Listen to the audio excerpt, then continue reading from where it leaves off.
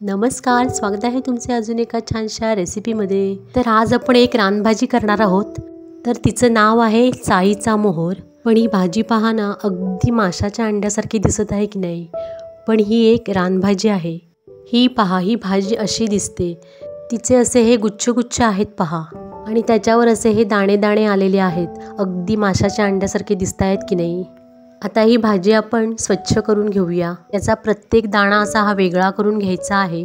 चाईचा मोहोर ही भाजी आयुर्वेदिक आणि औषधी असे गुणधर्म असलेली भाजी आहे। भाजी आता मी स्वच्छ करून घेतली आहे आणि चाळणीने चाळून घेतली आहेत। त्याचे हे दाणे असे चाळणीने चाळून घेतले आहेत आणि त्याच्या काड्या टाकून दिल्या आहेत। हा मोहोर आता आपल्याला उकडून घ्यायचा आहे। त्यासाठी गॅसवर इथे पातेल्यात मी मोहोर टाकला आहे आणि आता हा 5 मिनिटं छान उकळून घ्यायचा आहे। रेसिपी अगदी खूप टिप आणि ट्रिकसह सांगितली आहे, त्यामुळे स्किप न करता रेसिपी संपूर्ण पहा। आणि अजून जर का चॅनलला सबस्क्राईब केलं नसेल तर सबस्क्राईब पण जरूर करा। हे पहा, इथे भाजी आता मी 5 मिनिटं उकडून घेतली आहे आणि चाळणीमध्ये काढून पूर्ण निथळून घेतली आहे। आता आपण भाजी करायला घेऊ।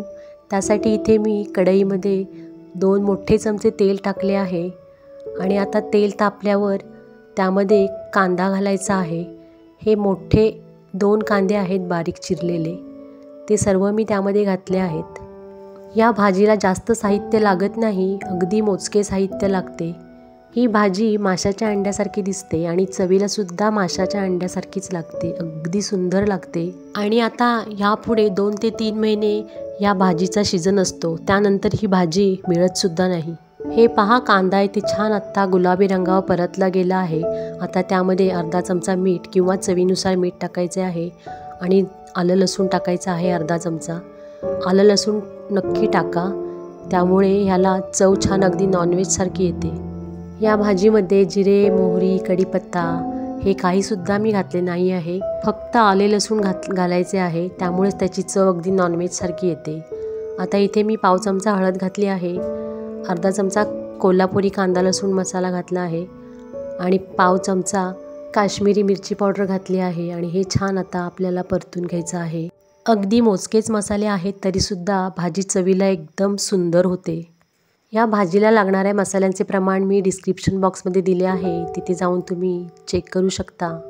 आता इथे मसाले छान परतले आहेत। आता त्यामध्ये जो मगाशी मोहोर आपण उकडून घेतला होता तो घालायचा आहे। त्याला मी छान गाळणीने त्याचे पाणी सगळे गाळून घेतले आहे। आता हा मोहोर छान असा परतून घ्यायचा आहे कांद्यावरती, म्हणजे कांद्याचा जो मसाला आहे तो संपूर्ण मोहोरला लागला पाहिजे। आता मोहोर इथे छान आता मी परतून घेतला आहे आणि आता त्यावरती 5 मिनिटं बारीक गॅसवर झाकण ठेवून एक मस्त वाफ आणून द्यायची आहे। आता हे पहा, 5 मिनिटानंतर मी झाकण काढत आहे, त्याला छान अशी वाफ आली आहे आणि मोहोर पण छान शिजला आहे। या मोहोरची भाजी एकदम सुंदर लागते। जर तुम्हाला हा मोहोर मिळाला तर नक्की तुम्ही आणा आणि अशा प्रकारे भाजी करून बघा आणि मला कमेंटमध्ये नक्की सांगा की कशी झाली होती ते। आता इथे भाजी छान तयार झाली आहे। त्यामध्ये आता खूप सारी कोथिंबीर घालायची आहे। खोबरं वगैरे काही नाही घातलं तरी चालेल। ही भाजी तुम्ही भाकरीबरोबर, चपातीबरोबर खाऊ शकता, अगदी छान लागते। माझ्या रेसिपी जर का तुम्हाला आवडत असतील तर रेसिपीला एक लाईक नक्की करा आणि चॅनलवर नवीन असाल तर चॅनलला सबस्क्राईबसुद्धा करा आणि बाजूला दिलेल्या बेल आयकॉनवर क्लिक करा, म्हणजे येणाऱ्या व्हिडिओचे नोटिफिकेशन तुम्हाला सगळ्यात अगोदर मिळेल। हे पहा, इथे भाजी आता मी सर्व केली आहे, अगदी सुंदर दिसत आहे की नाही। रेसिपी पाहिल्याबद्दल सगळ्यांचे खूप खूप धन्यवाद। आता भेटू पुढील रेसिपीमध्ये, तोपर्यंत मस्त खा आणि मस्त रहा। आणि ही रेसिपी तुम्ही आपल्या नातेवाईकांमध्ये नक्की शेअर करा। तोपर्यंत नमस्कार।